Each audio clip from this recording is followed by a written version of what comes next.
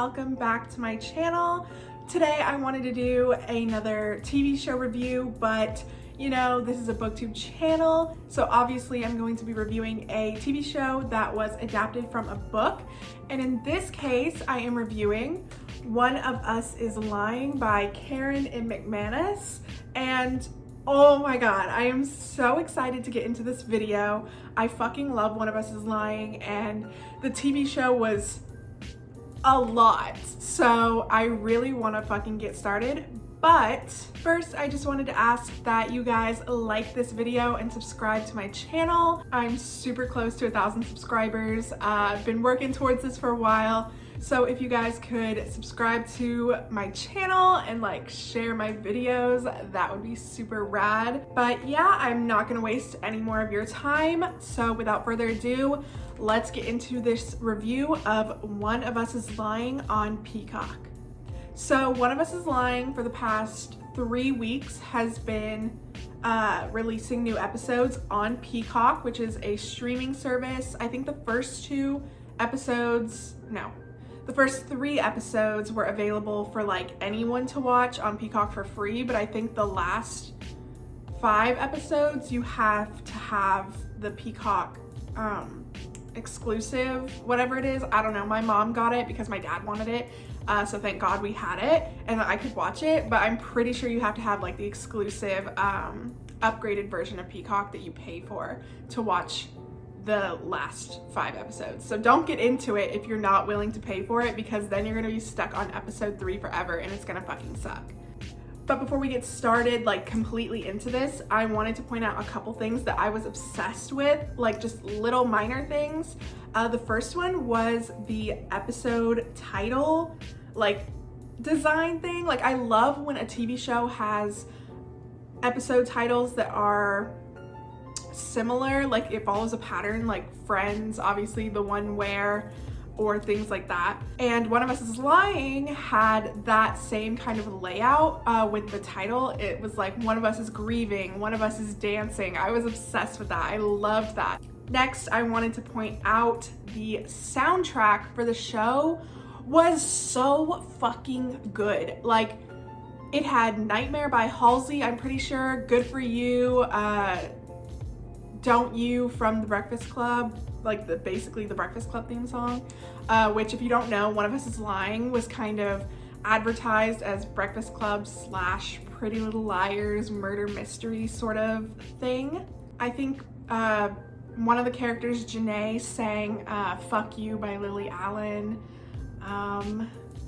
There was one that Bronwyn and Nate talked on the phone to. It was such a good song and I can't remember, and I was just like blown away by how fucking cute it was. I don't know, but the soundtrack, fucking incredible. The songs were super fun. They were like modern, which worked with the show because they made it super modern. Obviously, like they had like TikTok and social medias. Honestly, kind of like Pretty Little Liars. Like if I'm being honest, like it was very reminiscent of that kind of modernity. But yeah. Next, the casting for the show. I'm really only going to talk about like the main 5 characters, the Bayview 4 and then Janae, because she was made a very big character. Also Simon, forgot about Simon. Not great, but so Nate was changed from his description in the book, but I think that the actor for Nate, Cooper, was incredible.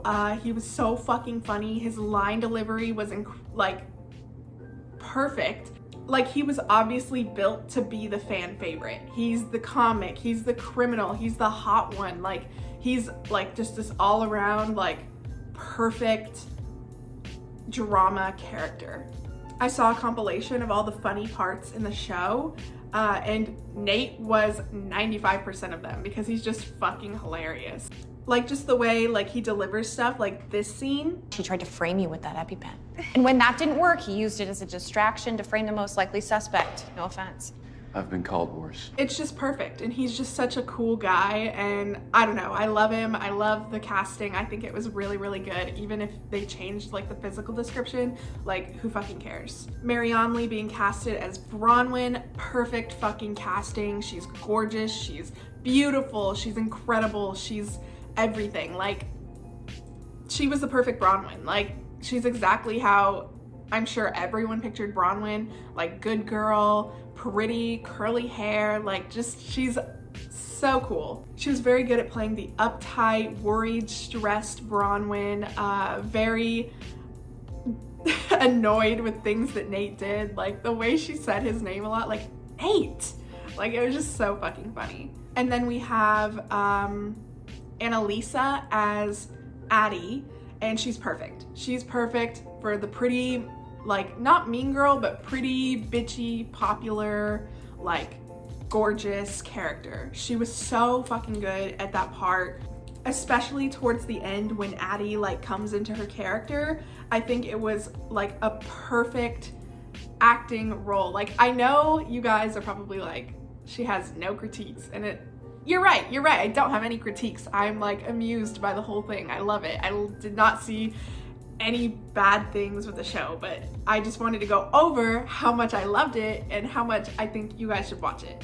The casting for Cooper was perfect. He is super fucking fit, which is incredible for Cooper. Obviously the jock, he played like the closeted role so well. Like it was like palpable, like the worry and tension and drive to want to be better for his father and for baseball. Like it was just incredible. Like they were all so perfect. Their chemistry together was insane. Don't even get me started on Marianne Lee and Cooper's chemistry as Nate and Bronwyn. They served harder than anyone else on the show. Like, don't even fucking get me started. And then the girl that played Janae was super fucking good. I think she played a good, like, awkward kind of loser character, like someone that didn't have very many friends, only had one friend. I think she played it really fucking well. And she had some really good line delivery, especially with Cooper, who played Nate. They had some really good scenes towards the end that were fucking funny, and I hope we get more of them as like kind of a friendship duo in the future, because we did see that Nate sold pills to Janae and then she overdosed on them. So I'd like to see that like reconciliation between them in the future, but we'll see. And then the guy that played Simon, he was like super good at just being kind of creepy and weird and like an outcast, and like you're sitting there like, what is wrong with this boy? Like, oh my God. Like you're sitting there just so pissed at everything he's doing, and like you barely feel bad for him, which like no one felt bad for him in the books. Like if you read the book, you were reading it, you were like, he died, but do I feel that bad? No. And I just think he was super good at playing that sort of apathetic outcast who hated everything around him. So not really apathetic, but he came across as apathetic when he really just fucking hated everything around him so much. But yeah, if you can't already tell, I think the casting was really fucking well done. The cast had incredible chemistry together. I'm very, very excited to see like how they work together in future seasons. But with that topic brought up, all right, stop here if you have not seen the show. This will be spoiler central. Up until like the end of the video, spoiler fucking central. There's going to be like in-depth spoilers of the end of the show. And if you read the book already, still do not watch till the very end, because the TV show changed major aspects of the book, like huge aspects of the book that you wouldn't think they would change, but they did change. So if you watch my video and you have not seen the show, you will be spoiled like 100% for like an insane part that made me like want to rip out all my hair, and I was literally screaming and my mom was like, shut the fuck up. So before continuing, I just want to say, go watch the fucking show, because I loved it. I recommend it. Before we get any further, I fucking recommend it and I love it. Anyways, they did change a lot of stuff in the show from the books. The biggest change being the way that Simon died. Because if you've read the books, you think you know what's about to happen. You think you know, like, yeah, Simon killed himself. He did this on purpose, and they were searching for a killer the whole time when he just wanted to frame the baby for his murder and kind of live on as a legacy after he died. Well, they changed that to Simon, like in the book, working with Jake and Janae after he died, but he wasn't supposed to die. In the TV show, it was just supposed to be like a close call. Like he was gonna get an EpiPen after drinking the peanut oil, and then he would be nursed back to health and everything would be okay. Well, Jake sabotaged the EpiPens. He stole them, and he stole the EpiPen from Simon's backpack, so they could not revive him. Simon died. He did not want to die in the TV show. And I think this was an incredible ending if there's a season 2, because if there's not a season 2, then there's going to be a huge fucking cliffhanger. Jake chases Addie into the woods in the end. Like in the book, he's like fighting her, and then he has a gun, and the others chase them into the woods too, and then in the woods is Jake and Murder Club, which is what they are called in the show. And with Simon's murder not yet solved in the very last episode, literally the last 20 minutes, if anything happened to Jake in those woods and Murder Club was there, they're gonna get arrested, obviously. Like, everyone is going to know it's them. So Jake does end up getting shot. I don't even know who shot him, if it was Addie, Janae, or Cooper. It was one of those 3. And then we see Nate and Bronwyn arrive on the scene. They're all crying. They're like, oh my God, what are we gonna do? It jumps to 2 weeks later, and Jake is gone. Like he ran away, and his car is gone, his phone is gone, he's nowhere to be found. Obviously, they buried his fucking body and drove his car out to nowhere and took his phone. Nate probably knew how to get off the grid, like all of his things and where to bury him or hide his body. And everything is seemingly supposed to go back to normal, and that normal means that they can't be friends or talk to each other like before Simon died. But then the very last scene shows them getting messages from Simon Says, which is obviously Simon's page online on About That, and they get a message that says, Simon says, do what I tell you, or everyone will know what you did. And then they all look at each other. And obviously, that person knows what they did. That person knows that there's something nefarious going on with Jake and the Murder Club. And see, this is an incredible fucking ending if there's a season 2.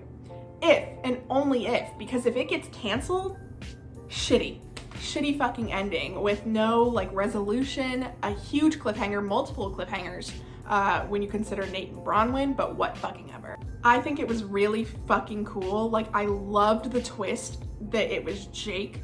Like, obviously in the book, like, it was a big twist that Jake was in on it, but the fact that he sabotaged Simon and that he was that ruthless, I think made him a really great villain. And I was super happy with the direction that the show went. It was really cool. The editing was great, the music was great, the scripts were great, like the lighting and the settings were super cool. Like, I just loved all of it. But now I want to talk about my most favorite part of the entire show, like the best part. Nate and Bronwyn, baby, they hit so fucking good. There is something about Cooper and Marianne Lee's chemistry that was incredible, and I knew they were gonna be my favorite when they first like were on screen. Like, I fucking knew it. But yeah, they were super fucking great. This scene especially. That same morning, baby Jesus disappeared. And you had to carry the bag wrapped in the blanket for the entire thing. That was me. Sorry I stole Jesus from you. Why did you do it? Because I wanted you to see me. God, I fucking love them. And the ending with them, it was left on like an open ending, a very sad ending where Nate walks away, and it's just perfect. The way Cooper portrayed Nate is just like this self-hating, misunderstood criminal. Perfect. Like, the way he did it was excellent. And if there's not a season 2, I'm going to go absolutely fucking insane because I want to know what happened. I want to know who's logging on to Simon's website and fucking blackmailing them. Hello? Because if Jake's dead and Janae is one of them because she got the message, she's basically Murder Club now, then who the fuck is it? Like, it's not Vanessa. She's too vapid. Could it be like Keely or like, is Simon still alive? Like, it makes you think, because that would be insane if Simon was still alive watching this all go down. Like, he faked his own death, like he knew that Jake was gonna betray him. That would be a pretty cool twist. It's all turning out to literally be like The Breakfast Club mixed with Pretty Little Liars. Oh, and then there were Breakfast Club references, obviously, in the show. We got one that was Don't You playing at their homecoming dance, or the Halloween, something like that. I think it was homecoming. And so it was literally like the Breakfast Club theme song playing. Like, I was screaming. And then there is a shot of all of them, the Murder Club, running after someone who had just taken a picture of them. And they're running through the school hallways, running down the stairs, and then it shows a shot of them sliding into the hall, like a shot of their feet, like doing that.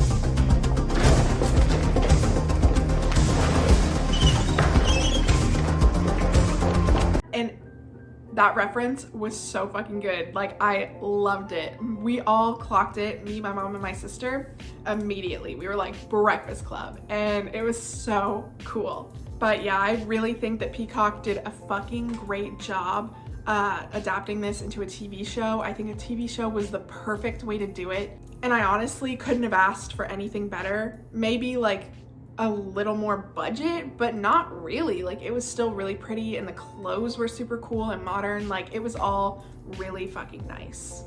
I definitely recommend that you guys go watch this show. It's so good. It could be the new hit teen drama. Nate and Bronwyn could be the new it couple of like teen shows. I would be so obsessed. And I just genuinely think that you guys would like it. It's so good. They didn't change much. They got rid of some things, but if there's a season 2, I think they'd add them in. But yeah, that is it for this week's video. If you've watched One of Us is Lying already, let me know what you think down below. If you haven't, let me know if you're gonna watch it, or if you don't want to, if you don't think it looks good, just leave me a comment below about what you thought about this video. And yeah, make sure to like the video and subscribe to my channel. Let's get me to 1,000 subscribers before the end of, imagine the end of October. That'd be super cool. But yeah, I will see you guys next week with a reading vlog. Bye!